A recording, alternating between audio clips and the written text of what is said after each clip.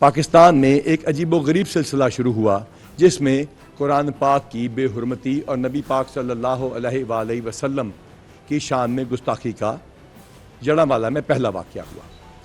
مسلمان نبی پاک صلی اللہ علیہ وآلہ وسلم کے شان میں کچھ بھی برداشت نہیں کرتے، لیکن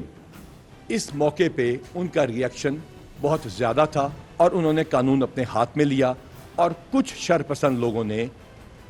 عیسائی یعنی مسیحی عبادت گاہوں کو اور مسیحیوں کے گھروں کو نقصان پہنچایا۔ کوئی عصمت دری نہیں ہوئی، کسی شخص کی جانی نقصان نہیں ہوا۔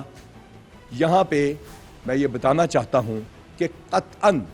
کسی لحاظ سے بھی ہم جسٹیفائی نہیں کر رہے کہ کوئی بہت بڑا ظلم کسی ہمسایہ ملک میں ہوا ہو تو یہاں پہ کسی زیادتی کی کوئی جسٹیفیکیشن ہے، ہرگز نہیں۔ قانون اپنی حرکت میں آیا،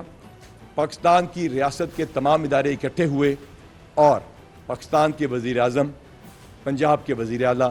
اپنی تمام ایڈمنسٹریشن کے ساتھ وہاں گئے، گھروں کو ریپیئر کیا گیا،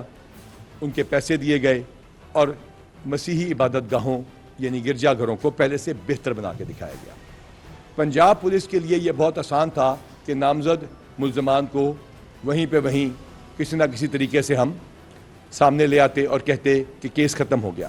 چونکہ ہمیں اندازہ تھا کہ بیک گراؤنڈ یہ ہے اور اس وجہ سے ہم نے اس کے تانے بانے میں لانے کی کوشش شروع کی۔ اس کے ساتھ ہی سرگودا کے ایک گاؤں میں ایک واقعہ ہوتا ہے اور وہاں پہ بھی قرآن شریف کا ایک سپارہ جو ہے وہ جلا کر اس کو پھینک دیا جاتا ہے مسجد کے باہر، اور پھر کچھ دن کے بعد دوبارہ یہ واقعہ ہوتا ہے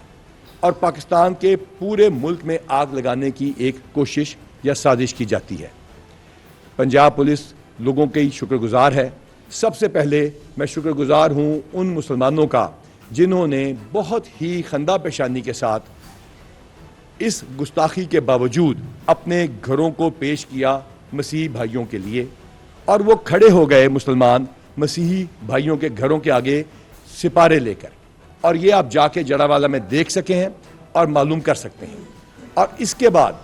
مسلمانوں نے اپنی عبادت گاہ یعنی اپنی مسجد کو پیش کیا مسیحی بھائیوں کی عبادت کے لیے۔ امن کمیٹی اور علماء کا کردار انتہائی پازیٹو رہا۔